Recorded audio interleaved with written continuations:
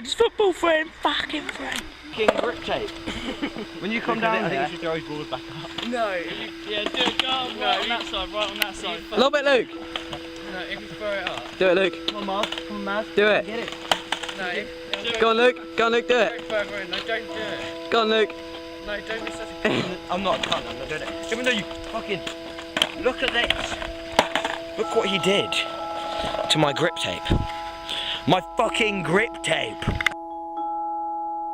It's been a long and lonely trip, but I'm glad I took it, cause it was well worth it. Got to read a couple books and do some research before I reached my verdict. Never thought that I was perfect, always thought that I had a purpose.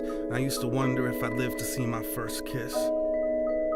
The most difficult thing that I did was recite my own words at a service, realizing the person I was addressing probably wasn't looking down from heaven, or cooking up something in hell's kitchen, trying to listen in or eavesdrop from some other dimension. It was self-serving, just like this is. Conveniently religious, on Easter Sunday and on Christmas, the television went from being a babysitter to a mistress. Technology made it easy for us to stay in touch while keeping a distance, so we just stayed distant and never touched. Now all we do is text too much. I don't remember much from my youth, maybe my memory is repressed, or I just spent too much time wondering if I'd live to have sex. I fell in love for the first time in 4th grade, but I didn't have the courage to talk to her. In 8th grade, I wrote the note and slipped it in somebody else's locker. Considered killing myself because of that. It was a big deal. It was a blown cover. It was over for me. My goose was cooked. Stick a fork in me. The jig is up. Blew my chances. The rest is history. Our future was torn asunder. It became abundantly clear I was only brought here to suffer. At least I didn't include my name.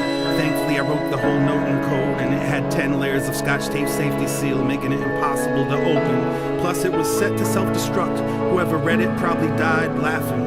I wonder if they lived long enough to realize what happened. A year later, I came to understand that wasn't love that I was feeling for her. I had someone else to obsess over. I was older, I was very mature. I forged my time signature while practicing my parents' autograph, cause I was failing math. Disconnected the phone when I thought the teacher would call my home. Checked the mailbox twice a day. At the end of a long dirt road, steamed open a couple envelopes like I was in private detective mode. If you snoop around long enough for something in particular, you're guaranteed to find it. For better or worse, that's how I learned it's best to just keep some things private. It was the best of times. It was the end of times. It was the best of times. It was the end of times. It was the best of times. It was the end of times. Best of times, the end of times. I was always on deck, I was next in line. An only child with a pen and pad, writing a list of things I could never have. Walls in my house were paper thin, every squabble seemed to get deafening. If my memory served me correctly, I made it a point to avoid and forget some things. Proudly to keep from being embarrassed, never meant to upset or give grief to my parents. Kept my secrets, hid my talents in my head, never run to the mattress. Therapy couldn't break me, never learned a word that would ensure safety, so I spoke softly, and I tiptoed off.